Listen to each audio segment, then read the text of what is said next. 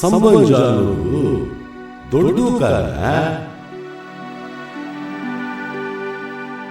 ಕುಸುಮವಾಲೆ ಬೆಳ್ಳಕ್ಕಿ ಸಾಲು ಬಾನಿಂದ ಇಳಿದು ನೀರನ್ನು ಮುಟ್ಟಿ ಮುಟ್ಟಿ ಮೇಲೇರಿ ಹಾರಾಡುವ ಲೀಲೆಯಂತೆ ಕಾಣಿದೆ. ಹೊಯ್ಸಳ ಶಿಲ್ಪಿಗಳು ಕಲ್ಲನ್ನು ಮೇಣದ ಹಾಗೆ ಉಪಯೋಗಿಸಿರುವಂತೆ ಕುಸುಮವಾಲೆಯಲ್ಲಿ ಭಾಷೆಯನ್ನು ಲೀಲಾಜಾಲವಾಗಿ ಬಳಸಲಾಗಿದೆ. ಹಿಂದುಳಿದ ವರ್ಗಗಳ ಮೀಸಲಾತಿ ಕಲ್ಪಿಸಿದ ಎಲ್ಜಿ ಹಾವನ್ನು ಅದನ್ನು ಅನುಷ್ಠಾನಗೊಳಿಸಿದ ದೇವರಾಜ್ ಅರಸ್, ಸಾಹಿತ್ಯ ಮತ್ತು ಚಳುವಳಿ ಕ್ಷೇತ್ರದಲ್ಲಿ ದೇವನೂರು ಮಹಾದೇವ ಹಾಗೂ ಡಿ.ಆರ್. ನಾಗರಾಜ್ ಅವರ ಆಲೋಚನೆ ಕ್ರಮಗಳು ಈ ನೆಲಕ್ಕೆ ನೀಡಿರುವ ಕೊಡುಗೆಗಳು ಮಹತ್ವದೆಂದು ನನಗನಿಸುತ್ತದೆ.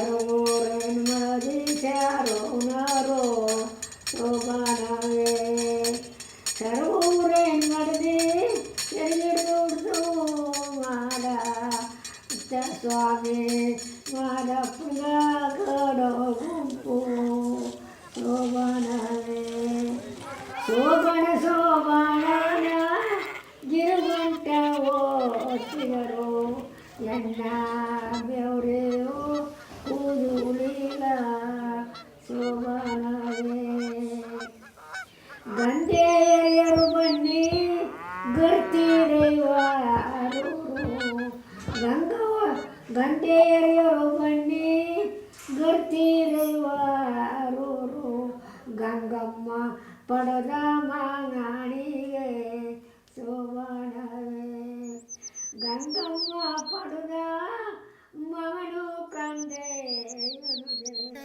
ದೇವನೂರ ಮಹಾದೇವ ಈ ಹೆಸರು ಕಿವಿಗೆ ಬಿದ್ದೊಡನೆ ಸರಳ ಸಜ್ಜನಿಕೆಯ ಪರಂಪರಾಗತ ದೇಸಿ ವಿವೇಕವನ್ನು ಎರಕ ಹೊಯ್ದುಕೊಂಡ ಪ್ರೀತಿಯ ಜೀವನ ಮೀಮಾಂಸೆಯೇ ತಾನಾದ ಮಹಾದೇವರ ಚಿರಪರಿಚಿತ ವ್ಯಕ್ತಿತ್ವ ಕನ್ನಡ ಓದುಗರ ಕಣ್ಮನಗಳಲ್ಲಿ ಸುಳಿಯುತ್ತದೆ.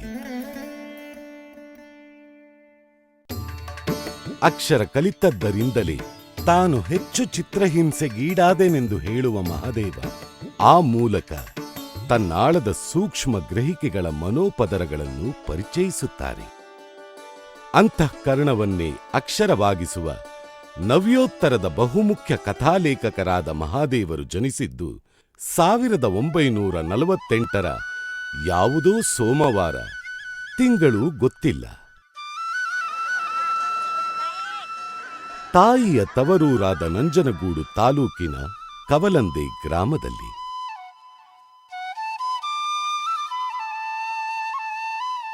ತಂದೆಯ ಊರು ದೇವನೂರಾದರೂ ಪೊಲೀಸ್ ಪೇದೆಯಾಗಿದ್ದ ತಂದೆ ನಂಜಯ್ಯನವರು ತಮ್ಮ ಹೆಂಡತಿ ನಂಜಮ್ಮನವರೊಂದಿಗೆ ಮಾವನ ಮನೆಯಲ್ಲೇ ಮನೆವಾಳ್ತನದಲ್ಲಿ ಉಳಿದಿದ್ದರು.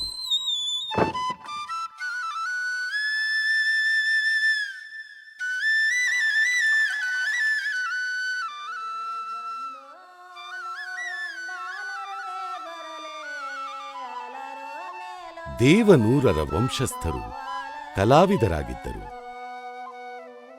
ಸ್ವತಃ ಮಹಾದೇವರ ತಂದೆ ನಂಜಯ್ಯನವರು ನಾಟಕಗಳಲ್ಲಿ ಪಾತ್ರವಹಿಸಿ ಹಾಡುತ್ತಿದ್ದರು. ತಾಯಿ ನಂಜಮ್ಮನವರು ಕೂಡ ಸೋಬಾನೆ ಹಾಗೂ ಮಾದೇಶ್ವರನ ಪದಗಳನ್ನು ಹಾಡುತ್ತಿದ್ದರು. ಪ್ರಸಂಗ, ಪದ, ಹಾಡಿಕೆ, ನಾಟಕಗಳಂತಹ ದೇಸಿ ಕಲೆಗಳ ಪರಿಸರದ ದಟ್ಟತೆ ಬಾಲಕ ಮಹಾದೇವರೊಳಗಿನ ಲೇಖಕನನ್ನು ಸಹಜವಾಗಿಯೇ ಪ್ರಭಾವಿಸಿದ್ದಿರಬಹುದು.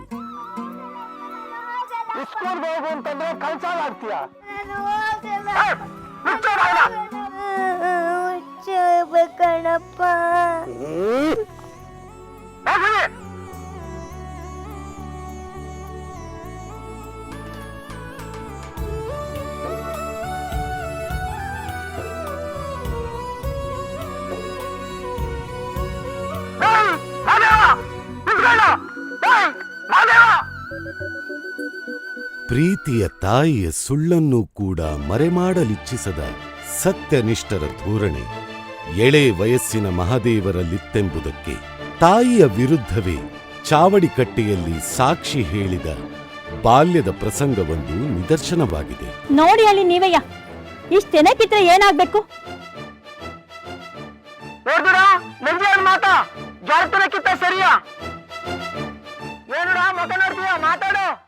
ಅಯ್ಯೋ ಮಾನ್ಗೆಟ್ಟವನೆ, ಪಂಚಾಯತಿ ಮೆಟ್ಟಿಸ್ಬಿಟ್ಟಲ್ಲ ನಮ್ಮನ್ನ. ನಿಮ್ಗೇನ ಬಂದಿತ್ತು? ಏನ್ ಮುಖ ನೋಡ್ತೀಯ? ಮಾತಾಡ. ಹೊಟ್ಟೆ ಅಷ್ಟಿತ್ತು, 1-2-3 ಜೋಳದ ತೆನೆ ತಿತ್ತು. ಇವು ಹೇಳ್ತಾನಯ್ಯ. ನೋಡಿಯಪ್ಪ ನೋಡಿ, ನೀವೇ ಹೇಳಿ ವಸಿ ನ್ಯಾಯವ. ತಪ್ಪಿಯ ಯಾರೇ ಮಾಡಿದ್ರು ದಂಡ ಹಾಕ್ಲೇಬೇಕು. ಇದಕ್ಕೆ ನೀವೇನು ಹೇಳ್ತೀರಿ ಹೇಳಿ? ಅವ್ರು ಕಿತ್ತಿದೆ ನಮ್ಮವ್ವ ಇಷ್ಟರ್ಸ್ಬಿಟ್ಲು.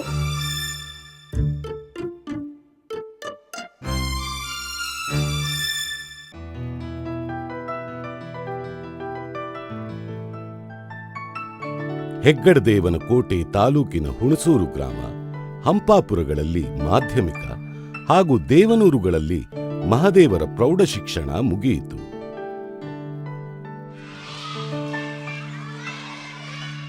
ನನ್ನ ಬಾಲ್ಯದ ಅಂದರೆ 3ನೇ ತರಗತಿವರೆಗೂ ನಮ್ಮ ತಾಯಿ ಜೊತೆಯಲ್ಲಿ ಬೆಳೆದದ್ದು. ಮಿಡ್ಲ್ ಸ್ಕೂಲಿಗೆ ಬಂದಾಗ ಒಂದು ರೀತಿ ಓದುವ ಆಸಕ್ತಿ ನನಗೆ ಬೆಳೀತು. ಎಷ್ಟು ಬೆಳೀತು ಅಂತಂದರೆ, ಯಾವುದೋ ಒಂದು ರಾಜಮಲೆಯ ಸಿಂಹ ಅಂತ ಒಂದು ಪುಸ್ತಕ, ದೊಡ್ಡ ಪುಸ್ತಕ. ಆವಾಗ ನಾನು ಕ್ಲಾಸಲ್ಲೇ ಕುಂತ್ಕೊಂಡು, ಇಂದ್ಲ ಬೆಂಚಲ್ಲಿ ಕುಂತ್ಕೊಂಡು ಇಡೀ ಪುಸ್ತಕಗಳನ್ನ ಓದ್ತಾ ಇದ್ದೆ. ಆಳವಾಗಿ ನನ್ನನ್ನು ಕಲ್ಕದ್ದು ಅಂದರೆ ಒಂದು ಜೀಮೂತ ವಾಹನನ ಕಥೆ ಅಂತ. ಜೀಮೂತ ವಾಹನ ಕಥೆ ಆದಮೇಲೆ ಆ ನೊಂದ ಜೀವಿ ಕೃತಿ ನನ್ನೊಳಗೆ ಆಳವಾಗಿ ಹಿಡಿತು. ಹಾಗೆಯೇ ಹೈಸ್ಕೂಲಲ್ಲಿ ಯಾವುದೋ ಒಂದು ಕನ್ನಡಕ್ಕೆ ಉತ್ತರ ಬರೆದಿದ್ದೆ ನಾನು, ಮತ್ತು ಪೆನ್ಸಿಲಲ್ಲಿ ಬರೆದುಬಿಟ್ಟಿದ್ದೆ ನಾನು. ಪಾಪ ವಯಸ್ಸಾದ ಕನ್ನಡ ಪಂಡಿತರು ಅವರು ಅದನ್ನು ಓದಿ, ಅಲ್ಲಪ್ಪ ಏನು ಅದ್ಭುತವಾಗಿ ಬರೆದಿದೆಯಪ್ಪ, ಇದಕ್ಕೆ ನಾನು ಎಷ್ಟೊಂದು ನಂಬರ್ ಕೊಡಲಪ್ಪ, ಆದರೆ ನೀನು ಕಷ್ಟ ಕೊಟ್ಬಿಟ್ಟೆ, ಸಂತೋಷನೂ ಕೊಟ್ಟಿದ್ದೀಯಾ, ಕಷ್ಟನೂ ಕೊಟ್ಟಿದ್ದೀಯಾ, ನನಗೆ ಕಣ್ಣು ಸರಿಯಾಗಿ ಕಾಣಿಸಲ್ಲ, ಕನ್ನಡಕ ಹಾಕ್ಕೊಂಡು ಓದಿದ್ರೂ ನೀವು ಬರೆದಿರೋದು ಪೆನ್ಸಿಲ್ ಬರೆದ್ಬಿಟ್ಟು ನನಗೆ ತುಂಬ ಕಷ್ಟ ಆಯ್ತಲ್ಲಪ್ಪ ಅಂತ ಹೇಳಿದ್ರು. ಆ ಮಾತಿದೆಯಲ್ಲ, ಅದು ಸಿಕ್ಕಾಪಟ್ಟೆ ಆತ್ಮವಿಶ್ವಾಸವನ್ನು ಹುಟ್ಟಿಸ್ತು. ನಾನು ಬರೀಬೋದೇನೋ ಅನ್ನೋ ಆತ್ಮವಿಶ್ವಾಸ ಹುಟ್ಟಿಸ್ತು. ಹಂಪಾಪುರದಲ್ಲಿ ಉಪಾಧ್ಯಾಯರಾದ ಬಸವರಾಜೆ ಅರಸು ಅವರು ಹೇಳುತ್ತಿದ್ದ ಕಥೆಗಳು ಇನ್ನೂ ಮಹಾದೇವರಿಗೆ ನೆನಪಿನಲ್ಲಿದೆ. ಮಹಾದೇವರನ್ನು ಮೈಸೂರು ಯುವರಾಜ ಕಾಲೇಜಿಗೆ ಕರೆತಂದು ಸೇರಿಸಿದ್ದು ಕೂಡ ಇದೇ ಅರಸು ಅವರು. ನಂತರ ಮೈಸೂರಿನ ಮಹಾರಾಜ ಕಾಲೇಜಿನಲ್ಲಿ ಆಗ ಸಕ್ರಿಯವಾಗಿದ್ದ ಸಮಾಜವಾದಿ ಯುವಜನ ಸಭಾ ಸಂಘಟನೆಯಲ್ಲಿ ಮಹಾದೇವರು ಕ್ರಿಯಾಶೀಲರಾಗಿ ತಮ್ಮನ್ನು ತೊಡಗಿಸಿಕೊಂಡರು. ಮಹಾದೇವರು ಪಿಯುಸಿ ಮುಗಿಯುವಷ್ಟರಲ್ಲಿ ಅವರ ತಂದೆ ನಂಜಯ್ಯನವರು ತೀರಿಕೊಂಡರು. ಆ ಕಾಲಕ್ಕೆ ಬರುತ್ತಿದ್ದ 36 ರೂಪಾಯಿಗಳ ಪಿಂಚಣಿಯಲ್ಲೇ ತಾಯಿ ನಂಜಮ್ಮನವರು ಮಹಾದೇವರೊಂದಿಗೆ ಬಸವರಾಜು, ಶಿವಮಲ್ಲು ಹಾಗೂ ಶಂಕರನನ್ನು ಸಾಕಬೇಕಿತ್ತು. ಮಹಾದೇವರ ಪಾಲಿಗೆ ಅವು ತೀರಾ ಕಷ್ಟದ ದಿನಗಳಾಗಿದ್ದವು.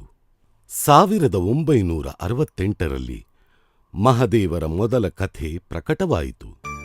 19ನೆಯ ಹದಿಹರೆಯಕ್ಕೆಲ್ಲ ಅವರೊಳಗೊಬ್ಬ ಪ್ರೌಢ ಕಥೆಗಾರ ರೂಪುಗೊಂಡಿದ್ದ. 1972ರಲ್ಲಿ ಮೈಸೂರು ವಿಶ್ವವಿದ್ಯಾಲಯದಿಂದ MA ಪದವಿ ಪಡೆದ ಮಹಾದೇವರು ಅದೇ ವರ್ಷ ದ್ಯಾವನೂರು ಎಂಬ ತಮ್ಮ ಪ್ರಸಿದ್ಧ ಕಥಾಸಂಕಲನವನ್ನು ಕೂಡ ಪ್ರಕಟಿಸಿದರು.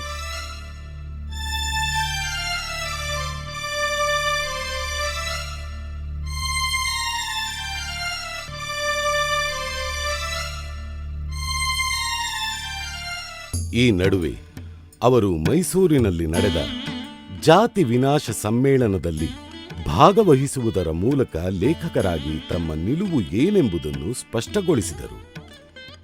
1974ರಲ್ಲಿ ನಡೆದ ಅಬ್ರಾಹ್ಮಣ ಆಂದೋಲನದ ಬರಹಗಾರ ಕಲಾವಿದರ ಒಕ್ಕೂಟದಲ್ಲಿ ಸಕ್ರಿಯವಾಗಿ ಪಾಲ್ಗೊಂಡ ಮಹಾದೇವರು ಪಿ. ಲಂಕೇಶರು ಸಂಪಾದಿಸಿದ ಪಾಂಚಾಲಿ ವಿಶೇಷಾಂಕದಲ್ಲಿ ದಲಿತ ಲೇಖಕರಾಗಿ ತಮ್ಮ ತತ್ವ, ಮನೋಧರ್ಮ ಮತ್ತು ನಿಲುವುಗಳನ್ನು ಶ್ರೀಧರ್ ಕಲಿವೀರರೊಂದಿಗೆ ಹೊಲೆ ಮಾದಿಗರಿಬ್ಬರ ರಕ್ತ ಸಂವೇದನೆಯ ಮಾತುಗಳು ಎಂಬ ಲೇಖನದಲ್ಲಿ ವ್ಯಕ್ತಪಡಿಸಿದ್ದು ಓದುಗರೆದೆಗಳನ್ನು ಮೀಟುವಂತಿತ್ತು.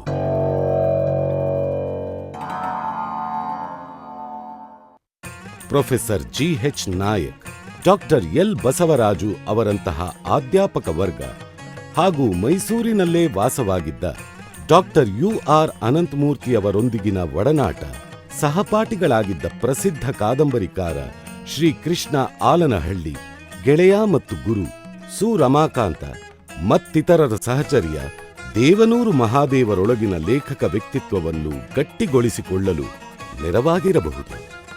1975ರಲ್ಲಿ ಲೋಕನಾಯಕ ಜಯಪ್ರಕಾಶ್ ನಾರಾಯಣರು ಭಾಗವಹಿಸಿದ ಮೈಸೂರಿನ ನವನಿರ್ಮಾಣದ ಸಾರ್ವಜನಿಕ ಸಭೆಯ ಅಧ್ಯಕ್ಷತೆಯನ್ನು ಮಹದೇವರು ವಹಿಸಿದ್ದರು.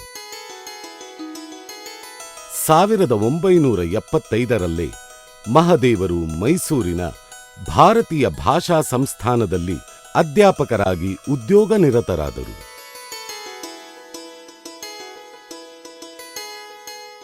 14 ವರ್ಷಗಳ ಕಾಲ ಅಧ್ಯಾಪಕ ವೃತ್ತಿಯನ್ನು ನಿರ್ವಹಿಸಿದ ಮಹದೇವರು 1989ರಲ್ಲಿ ನೌಕರಿಗೆ ರಾಜೀನಾಮೆ ಸಲ್ಲಿಸಿ ಅಲ್ಲಿಂದಾಚೆಗೆ ಪೂರ್ಣಾವಧಿಯ ಕೃಷಿಕರಾಗಿದ್ದಾರೆ.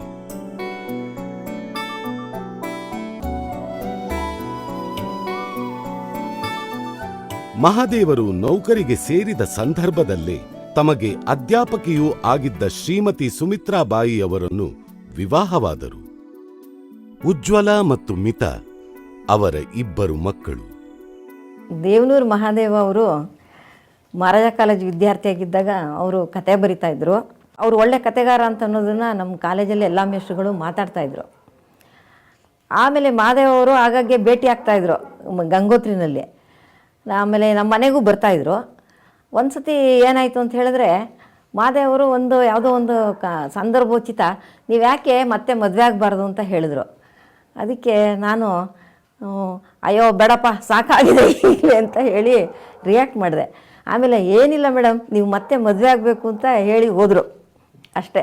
ಆಮೇಲೆ ಈ ಹುಡುಗಂಗೆ ಏನೋ ಇವನಿಗೆ ಆಸಕ್ತಿ ಇದೆ ಅಂತ ಅನ್ನಿಸ್ತು ನನಗೆ.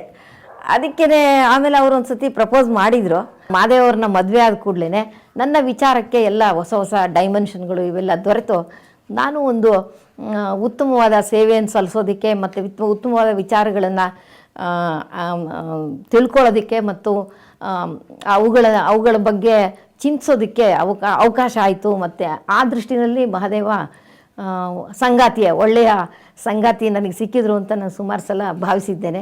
ಮತ್ತು ಎಷ್ಟೋ ಸಲ ಈ ಮಹಾದೇವ ಬೇರೆ ಥರ ಬೆಳಿಬೇಕಾಗಿತ್ತು, ಇನ್ನೂ ಆ ಮಟ್ಟದಲ್ಲಿ ಅವಕಾಶ ಆಗಲಿಲ್ವೇನೋ ಅಂತ ಅನಿಸುತ್ತೆ ನನಗೆ. ಯಾಕೆ ಅಂತ ಹೇಳಿದ್ರೆ ಬರೀ ಕುಸುಮಬಾಲೆ ಅಷ್ಟೇ ಅಲ್ಲ, ಮಹಾದೇವನ ಬೆಳವಣಿಗೆ ಇನ್ನೂ ಉತ್ತಮವಾಗಿ ಆಗಬೇಕಾಗಿತ್ತು ಅಂತ ನನಗೆ ಅನಿಸೋದು.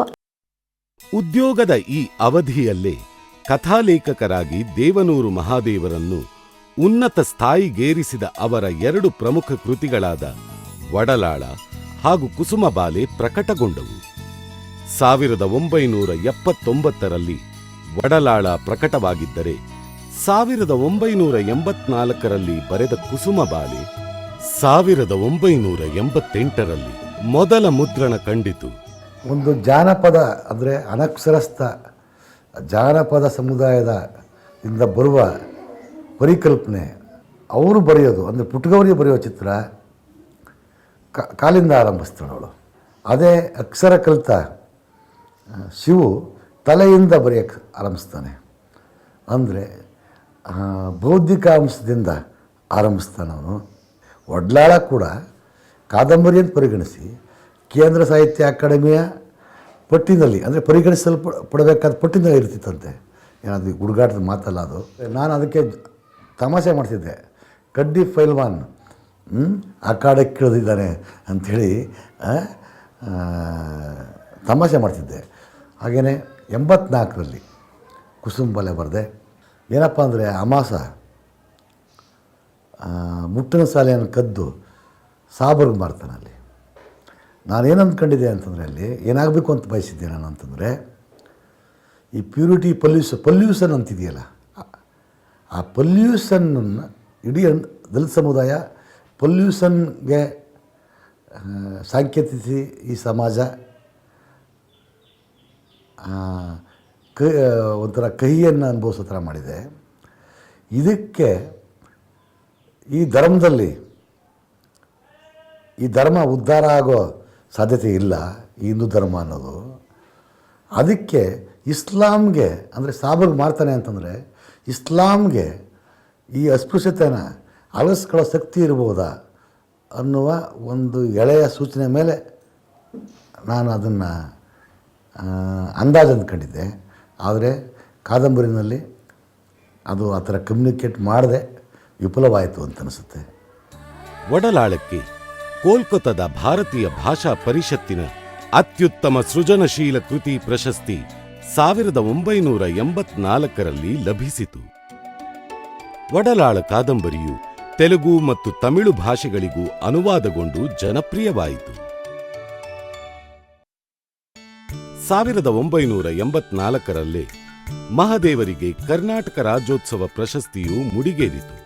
1989ರಲ್ಲಿ ಅಮೆರಿಕಾದ ಇಂಟರ್ನ್ಯಾಷನಲ್ ರೈಟರ್ಸ್ ಪ್ರೋಗ್ರಾಂನಲ್ಲಿ ಭಾಗವಹಿಸಲು 3 ತಿಂಗಳು ಕಾಲ ಅಯೋವಾದಲ್ಲಿ ಉಳಿದಿದ್ದರು.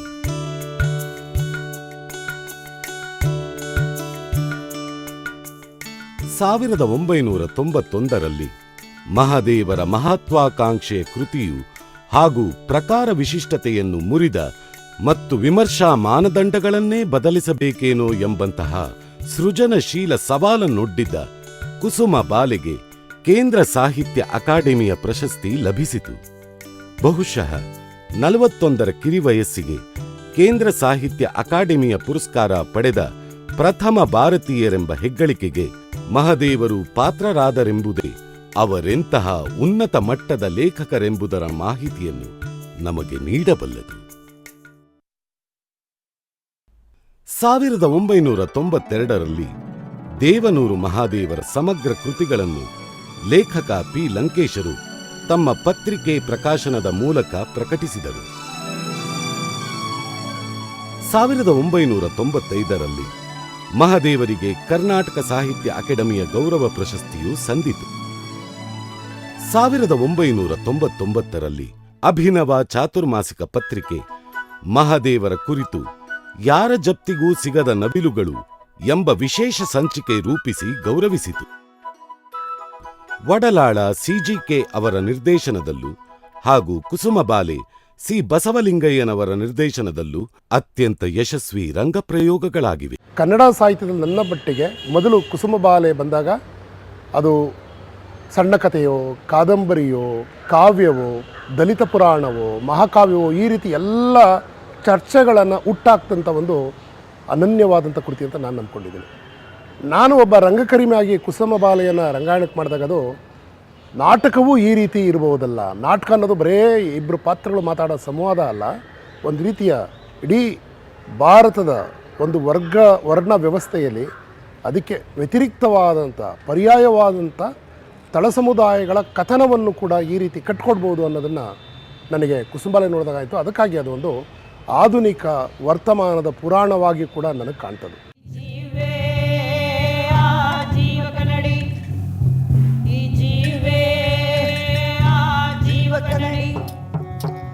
ಆ ಜೀವಾಡು ಕಂದನೀಗ ನೀ ಬಳಸಿ ಸವರುತ್ತಾ, ಆ ಕೂಸದು ಕಾಲ್ಬೆರಳು ಕೈ ಬೆರಳು ಅವಳವೋ ಅಬು ಮುತ್ತೋ.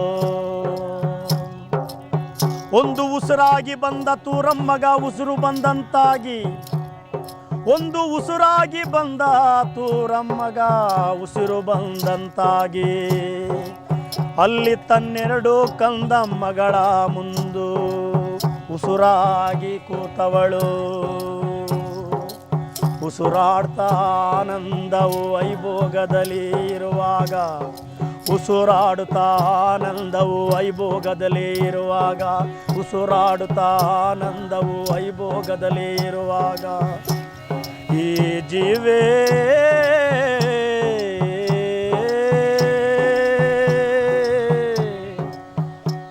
ಆ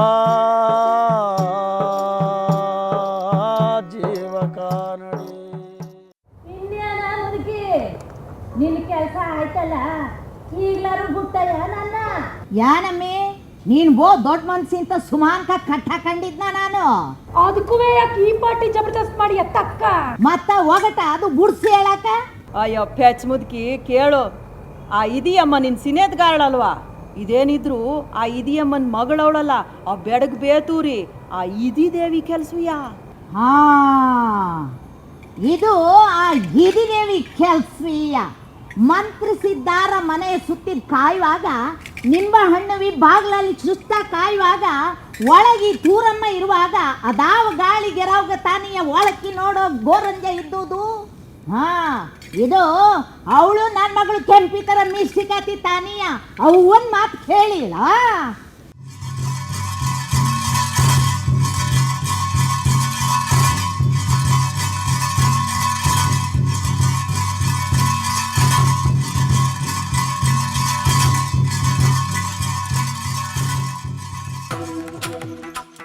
ಒಡಲಾಳದ ಸಾಕವ್ವನ ಪಾತ್ರವಂತೂ ಹಗಲು ರಾತ್ರಿಗಳ ಪರಿವೇ ಇಲ್ಲದಂತೆ ಕನ್ನಡ ಓದುಗರನ್ನು ಇಂದಿಗೂ ಕಾಡಿಸುತ್ತಲೇ ಇದೆ. ದಲಿತ ಹಟ್ಟಿಯ ಹಸಿದ ಜನ ಕದ್ದ ಕಳ್ಳೆಕಾಯಿಯನ್ನು ಬೆಳಕಿನ ಸಂಭ್ರಮದಲ್ಲಿ ಸುಲಿದು ತಿನ್ನುವ ಪ್ರಸಂಗವನ್ನು ಚಿತ್ರಕಲಾವಿದರು ಹಾಗೂ ವಿಮರ್ಶಕರು ಪ್ರಸಿದ್ಧ ಕಲಾವಿದ ವ್ಯಾನ್ ಗೋನ್ನ ಪೊಟೆಟೊ ಈಟರ್ಸ್ದೊಂದಿಗೆ ಹೋಲಿಸುತ್ತಾರೆ. ದುಡಿಯುವ ವರ್ಗದ ಹಸಿದ ಜನ ತಿನ್ನುವ ಈ ಎರಡು ಪ್ರಸಂಗಗಳಲ್ಲಿನ ಸಾಮಾನ್ಯ ಅಂಶವೆಂದರೆ ಇರುಳಿನ ಮಿಣುಕುವ ಬಂಗಾರದಂತಹ ಬೆಳಕು ಮತ್ತದರ ನಾಟ್ಯ ಚಲನೆ.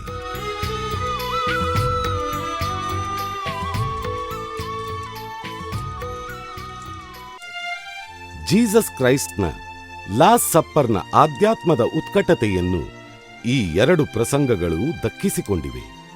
ಹಾಗಾಗಿ ದುಡಿಯುವ ಜನರು ತಿನ್ನುವ ಕ್ರಿಯೆಯೇ ಇಲ್ಲಿ ರಿಚುಯಲ್ ಆಗಿದೆ. ಇಂತಹ ಜೀವಪರವಾದ ರಿಚುಯಲ್ಗೆ ಲವಲವಿಕೆಯನ್ನು ಬೆರೆಸುವ ರೀತಿಯಲ್ಲಿ ಗೋಡೆಯ ಮೇಲಿನ ನವಿಲು ಬೆಳಕಿನ ಚಲನೆಯಿಂದಾಗಿ ಸಂಭ್ರಮಿಸಿ ಕುಣಿಯುತ್ತದೆ. ಯಾರ ಜಪ್ತಿಗೂ ಸಿಗದ ಚೆಲುವಿನ ನವಿಲಿದು. ಅಮಾಸ ಹಾಗೂ ಮಾರಿಕೊಂಡವರು ಕೆ ಶಿವರುದ್ರಯ್ಯನವರ ನಿರ್ದೇಶನದಲ್ಲಿ ಚಲನಚಿತ್ರಗಳಾಗಿವೆ. ಮೊಟ್ಟೆ ಕೋಳಿ ತಂದಿದ್ದೀನಿ ಸಾರ್ ಮಾಡಕ್ಕೆ. ಏನಿವತ್ತು? ಕಿಟ್ಟಪ್ಪರ್ ಬರ್ತಾರ ಕಣಮ್ಮಿ, ಕಿಟ್ಟಪ್ಪರ್ ಬರ್ತಾರ ಕಣಮ್ಮಿ, ಕಿಟ್ಟಪ್ಪರು. ನಿನ್ ಕೈ ಕೋಳಿ ಸಾರ್ ರುಚಿಯ ಅವ್ರಿಗೂ ಹೊಸಿ ತೋರಿಸ್ಬಿಡು. ಇದೆಲ್ಲ ಯಾನ? ನಮ್ಗೆ ಯಾಕೆ ಗಾಳಿ ಗಂಟು? ಅಲ್ ಕಣಮ್ಮಿ, ನಮ್ ಚಿಕ್ಕ ಯಜಮಾನ್ರು ಕೇಳೋದ್ ಹೆಚ್ಚು, ನಾವು ಮಾಡೋದ್ ಹೆಚ್ಚು. ಎದ್ದು ನಡಿ, ಯಾರಾರ್ದು ಕೋಳಿ ಸಾರ್ ಗಮ್ಮನ್ಸು. ಇಟ್ ದಿನ ಸಾರಾಯ ಸವಾಸ ಇರ್ಲಿಲ್ಲ, ಅಂತೂ ಮರ್ತ್ಕೊಂಡಿದ್ದೆ ಅನ್ಕೊಂಡಿದ್ದೆ. ಮತ್ ಶುರು ಹಚ್ಕೊಂಡ್ಯಾ? ಅವ್ರಿಗೇನೋ ಕೇಮಿಲ್ಲ, ಅವ್ರ ಜೊತೆ ಸೇರ್ಕೊಂಡು ನೀನು ಕುಣಿ. ಒಬ್ಬರು ಕೇಳಿದ್ರು ನನಗೆ ಒಂದು ಸಂದರ್ಶನದಲ್ಲಿ, ನೀವು ಅಸ್ಪೃಶ್ಯಾಗಿ ಹುಟ್ಟೋದಕ್ಕೆ ಅವಮಾನ ಅಂತ. ಆಗ ನಾನು ಅವ್ರಿಗೆ ಉತ್ತರ ಹೇಳಿದೆ, ಹಿಂದೆ ಇತ್ತೇನೋ ಅಥವಾ ಇತ್ತು ಅಂತ ಕಾಣಿಸುತ್ತೆ, ಆದರೆ ಈಗಿಲ್ಲ. ಯಾಕಂತಂದರೆ ನನ್ನ ಸಮುದಾಯಕ್ಕೆ ಸೇರಿದವರು ಇದುವರೆಗೆ ಯಾರನ್ನೂ ಕೊಲೆ ಮಾಡಿಲ್ಲ ಜಾತಿ ಕಾರಣಕ್ಕಾಗಿ, ಯಾರನ್ನೂ ಸುಲಿಗೆ ಮಾಡಿಲ್ಲ, ಯಾರನ್ನೂ ಅವಮಾನ ಮಾಡಿಲ್ಲ, ಯಾರನ್ನೂ ಕೀಳು ಅಂತ ನೋಡಿಲ್ಲ. ಇವೆಲ್ಲ ಇಲ್ಲದೇ ಇದ್ದಾಗ ಯಾಕೆ ಅದಕ್ಕೆ ಅಭಿಮಾನ ಪಡಬೇಕೇ ಹೊರತು ಅವಮಾನ ಅಲ್ಲ ಅಂತ ಹೇಳಿದೆ.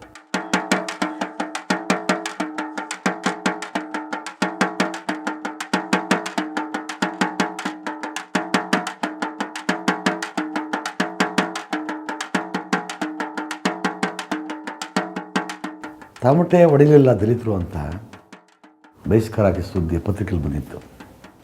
ನಾವು 4-6 ಜನ ಸ್ನೇಹಿತರು ಮಾತಾಡ್ತಾ ಕೂತಿದ್ದು. ಅದರಲ್ಲಿ ಒಬ್ಬರು ಕಮ್ಯುನಿಸ್ಟ್ ಗೆಳತಿ ಹೇಳಿದ್ರು, ತಮಟೆ ನಾವು ಬಡಿಯಲ್ಲ ಅಂತ ಹೇಳಿದ್ರು, ಆವಾಗ ಸಮಸ್ಯೆ ಬರಲ್ವಲ್ಲ ಅಂತ ಹೇಳಿದ್ರು. ಅದಕ್ಕೆ ನಾನು ಹೇಳಿದೆ, ಸಾಂಪ್ರದಾಯಿಕವಾದ ತಮಟೆ ಹೊಡೆದಿದ್ರೆ ಅವರ ದಲಿತರ ಚರ್ಮನೆ ಸುಲಿದು ತಮಟೆ ಮಾಡಿ ಬಾರಿಸ್ತಾರೆ. ಇಂಥ ಮನಸ್ಥಿತಿ ಭಾರತದ್ದು. ದೇವನೂರು ಮಹಾದೇವ ನಾನು ಬಾಲ್ಯ ಸ್ನೇಹಿತರು ಸರಿ. ಆಗ ಹಿಂದೆ 58 ಇಸ್ವಿನಲ್ಲಿ ಇದು ಹಿಂದುಳಿದ ಜನಾಂಗದ ಬಗ್ಗೆ ತುಂಬ ಇದಿತ್ತು. ಆದರೂ ಅವನ ನಾನು ಅವನ ಸ್ನೇಹಿತನಾಗಿ ನಾನು ಇಟ್ಟುಕೊಂಡೆ, ಅವನ ಜೊತೆ ಸ್ನೇಹಿತವನ್ನು ಬೆಳೆಸ್ಕೊಂಡೆ. ಬಟ್ ಸ್ನೇಹವನ್ನು ಬಿಡಿಸೋದಕ್ಕೆ ಬೇರೆ ಜನ ಸರ್ವ ಪ್ರಯತ್ನ ಪಟ್ಟರು, ನಾನು ಬಿಡಲಿಲ್ಲ. ಇದುವರೆಗೂ ಆ ಸ್ನೇಹನ ನಾನು ಕಾಪಾಡ್ಕೊಂಡ್ಬಂದಿದ್ದೀನಿ. ಭದ್ರಾವತಿನಲ್ಲಿ ದಲಿತ ಸಂಘರ್ಷ ಸಮಿತಿ ಅಂತ ಒಂದು ರಿಜಿಸ್ಟರ್ಡ್ ಸಂಘಟನೆ ಇರುತ್ತೆ. ಆವಾಗಲಿಂದ ಇಡೀ ಸಮುದಾಯಕ್ಕೆ ದಲಿತ ಸಂಘರ್ಷ ಸಮಿತಿ ಒಂದು ಧ್ವನಿಯಾಗತ್ತೆ. ಅನೇಕ ಹೋರಾಟ, ಅದ್ಭುತವಾದ ಹೋರಾಟಗಳಾಗ್ತವೆ. ಅಲ್ಲಿ ನಮ್ಮದು ಸೈದ್ಧಾಂತಿಕ ಭಿನ್ನಾಭಿಪ್ರಾಯಗಳು ಸುಮಾರಿತ್ತು. ಆವಾಗ ಕೃಷ್ಣಪ್ಪನವ್ರನ್ನ ಕಟ್ಟ ಅಂಬೇಡ್ಕರ್ ವಾದಿ ಅಂತಿದ್ರು, ಸಿದ್ಧಲಿಂಗಯ್ಯನವ್ರನ್ನ ಕಮ್ಯುನಿಸ್ಟ್ ಅಂತಿದ್ರು, ನನ್ನನ್ನು ಲೋಹಿಯ ಸಮಾಜವಾದಿ ಅಂತಿದ್ರು. ತಾತ್ವಿಕವಾದ ಭಿನ್ನಾಭಿಪ್ರಾಯಗಳಿದ್ರೂ ನಮ್ಮಲ್ಲಿ ಒಂದು ಬಂಧುತ್ವ ಇರ್ತದೆ. ಬುದ್ಧ, ಬಸವ, ಗಾಂಧಿ, ಅಂಬೇಡ್ಕರ್, ಲೋಹಿಯಾ, ಪುಲೆ, ನಾರಾಯಣ ಗುರು ಅವರುಗಳಿಂದ ಮೊದಲುಗೊಂಡು ಪೆರಿಯಾರ್ ಅವರಂತಹವರವರೆಗೂ ಈ ನೆಲದ ಸ್ವಾಭಿಮಾನಿ ಚಳುವಳಿಯ ಪರಂಪರೆಯನ್ನು ಧೀಮಂತವಾಗಿ ಮುನ್ನಡೆಸಬೇಕೆಂಬ ತಣ್ಣಗಿನ ಉತ್ಕಟತೆ ಮಹದೇವರದು. ದಲಿತ ಚಳುವಳಿಯ ಅಂಗವಾಗಿಯೇ ಪಂಚಮ, ಸುದ್ದಿ ಸಂಗಾತಿಯಂತಹ ಪತ್ರಿಕೆಗಳಿಗೆ ಬೆನ್ನೆಲುಬಾಗಿ ನಿಂತ ಮಹಾದೇವ ಅಂತರ್ಜಾತಿ ವಿವಾಹಿತರ ಒಲವಿನ ವೇದಿಕೆಯಾದ ಮಾನವ ಮಂಟಪದಲ್ಲೂ ಸಕ್ರಿಯವಾಗಿದ್ದರು. ಈಗ ದಲಿತ ಚಳುವಳಿ ಮತ್ತು ರೈತ ಚಳುವಳಿಗಳೆರಡೂ ಸೇರಿ ಕಟ್ಟಿರುವ ಸರ್ವೋದಯ ಕರ್ನಾಟಕ ಎಂಬ ರಾಜಕೀಯ ಪಕ್ಷದ ಮೊದಲ ಅಧ್ಯಕ್ಷರೂ ಆಗಿದ್ದಾರೆ. ದೇವನೂರು ಮಹಾದೇವರ ಸೃಜನಾಶಕ್ತಿ ಮತ್ತು ವ್ಯಕ್ತಿತ್ವದ ಕುರಿತು ವಿವಿಧ ವಲಯಗಳ ಪ್ರತಿಭಾವಂತರು ವ್ಯಕ್ತಪಡಿಸುವ ಅಭಿಪ್ರಾಯಗಳು ಕೂಡ ಇದುವರೆಗಿನ ಚಿತ್ರಣವನ್ನೇ ಮತ್ತಷ್ಟು ಬಲಪಡಿಸುವಂತಿದೆ. ವಡನಾಳ ಯಾವುದೋ ಮೈಸೂರು ಭಾಗದ ಒಂದು ಹಳ್ಳಿ ಅಲ್ಲ, ಇಂಡಿಯಾದ ಯಾವುದೇ ಹಳ್ಳಿ ಆಗ್ಬೋದು. ಆ ಕಾಲ ದೇವನೂರು ಮಹಾದೇವ ಹೇಳಿದಂಥ ಕಾಲವೇ ಆಗಬೇಕಾದಿಲ್ಲ. ಭಾರತ ದೇಶದ ಯಾವುದೇ ಕಾಲದ ಕಥೆಯಾಗಿರ್ಬೋದು, ಯಾವುದೇ ಹಳ್ಳಿಯ ಕಥೆಯಾಗಿರ್ಬೋದು. ತಬ್ಬಲಿತನವನ್ನು ಅನುಭವಿಸ್ತಾ ಇದ್ದಂಥ ಜನಾಂಗವೊಂದು ತನ್ನ ಆತ್ಮಶಕ್ತಿಯೊಂದಿಗೆ ತನ್ನ ಅಹಿಂಸಾತ್ಮಕವಾದಂಥ ಆಯುಧವನ್ನು ಹಿಡಿದು ನಿರಾಯುಧರಾಗಿ ಇವತ್ತಿಗೂ ಹೋರಾಟವನ್ನು ಮಾಡ್ತಾ ಇದೆಯಲ್ಲ, ಆ ಶಕ್ತಿಯ ಹಿಂದೆ ದೇವನೂರವರಿದ್ದಾರೆ, ಕೃಷ್ಣಪ್ಪನವರಿದ್ದಾರೆ. ಕುವೆಂಪು ಅವ್ರನ್ನ ನಾವು ಹೇಗೆ ವಿಶ್ವಮಾನವ ಅಂತ ಒಪ್ಕೊಳ್ತೀವೋ, ಅದೇ ರೀತಿ ತೇಜಸ್ವಿ ಕೂಡ ಅಷ್ಟೇ ಜಾತ್ಯತೀತರಾಗಿದ್ದರು ಅಂತ ಒಪ್ಕೊಳ್ತೀವೋ, ಅದೇ ರೀತಿ ಮಹಾದೇವ್ ಕೂಡ ಅಷ್ಟೇ ಜಾತ್ಯತೀತವಾಗಿದ್ದಂತಹ ಒಬ್ಬ ವ್ಯಕ್ತಿ. ದೇವನೂರರ ಬರಹ ಇಲ್ದಿದ್ದರೆ ತೇಜಸ್ವಿಯವರ ಮಂದಣ್ಣ ಚಿತ್ರಣ ಆಗ್ತಿರಲಿಲ್ಲ. ಕೆಲವಷ್ಟು ಕಥೆಗಳು ನಾವು ಕಥೆನ ದೃಶ್ಯನ ಕಟ್ಕೋಬೇಕಾಗ್ತದೆ. ಆದರೆ ಮಹಾದೇವರ ಕಥೆಗಳಲ್ಲಿ ಓದ್ತಿದ್ದಂಗಲೇ ದೃಶ್ಯಗಳು ಹುಟ್ಕೊಳ್ತಾ ಹೋಗ್ತಿತ್ತು. ಈಗ ಅಸ್ಪೃಶ್ಯ ಸಮುದಾಯದಿಂದ ಆಯ್ಕೆಯಾಗವರು ಕಮ್ಮಿ ಆಗ್ತಾ ಇದ್ದಾರೆ. ಚುನಾವಣೆಯಲ್ಲಿ ಆಯ್ಕೆಯಾಗವರು ಯಾಕೆ ಅಂತಂದರೆ ಇವರಲ್ಲಿ ಒಡಕ್ಕೆ ಬಂದಿರೋದ್ರಿಂದ ಇವ್ರನ್ನ ಲೆಕ್ಕಕ್ಕೆ ತಗೊಳ್ತಾ ಇಲ್ಲ ಇಡೀ ಸಮಾಜ. ಇಂಥ ಪರಿಸ್ಥಿತಿಯಲ್ಲಿ ಇವರು ಸ್ವಲ್ಪ ವಿವೇಕ ಬಳಸಬೇಕು, ಇಲ್ಲದ ಕಷ್ಟ. ದೇವನೂರು ಮಹಾದೇವರ ನೈತಿಕ ವ್ಯಕ್ತಿತ್ವ ಮೆಚ್ಚಿ ಒಟ್ಟು ಸಾಧನೆಗೆ ನವಿಲುಗರಿ ಇಟ್ಟಂತೆ ಪದ್ಮಶ್ರೀ ಪುರಸ್ಕಾರ ಸಂದಿತು. ಜೀವಂತ ದಂತಕಥೆಯಾಗಿರುವ ದೇವನೂರು ಮಹಾದೇವರು ತಮ್ಮ ಬಗೆಗಿನ ದಂತಕಥೆಗಳು ಹಾಗೂ ಆರೋಪಗಳೆರಡನ್ನೂ ಸಂಗೀತದಂತೆ ಆಲಿಸುತ್ತಾ ಅದನ್ನೊಂದು ಲೀಲೆ ಎಂಬಂತೆ ತೆಗೆದುಕೊಳ್ಳುವ ಸ್ವಭಾವದವರು. ದಲಿತರ ಬಿಡುಗಡೆ ಎಂಬುದು 100 ಸ್ವಾತಂತ್ರ್ಯ ಹೋರಾಟಗಳಿಗೆ ಸಮ ಎಂಬ ಎಚ್ಚರಿಕೆಯೊಂದಿಗೆ ಅಹಿಂಸೆ ತಂತ್ರವಲ್ಲ, ಬದುಕಾಗಬೇಕು ಎಂದು ಬಯಸುವವರು. ಜೀವ ಪ್ರೀತಿಯ ತೇವ ಆರದಂತೆ ಆರ್ಧತೆಯ ಬರವಣಿಗೆಯ ಮೂಲಕ ಈ ನೆಲದ ಮತ್ತು ಜೀವ ಸಮುದಾಯದ ಆತ್ಮಗೌರವವನ್ನು ಉಕ್ಕಿಸಬಲ್ಲ ವಿಶ್ವಶ್ರೇಷ್ಠ ಲೇಖಕರ ಸಾಲಿನಲ್ಲಿ ನಿಲ್ಲಬಲ್ಲ ತಾಯಿ ಕರುಳಿನ ಬರಹಗಾರ ಹಾಗೂ ಹೋರಾಟಗಾರ. ಸುಮ್ಕೆ ಅಷ್ಟು ದೂರ ಬಂದವನ ಥರ ಮಾಡಿ ಬೆರಳು ಸಂದಿಲಿ ಸಿಕ್ಕಿಸ್ಕೊಂಡು ಅವೈ ತಕ್ಕ 100 ರೂಪಾಯಿನಿಗ ಅಂತ ಕೊಡ್ಲಾರ್ನ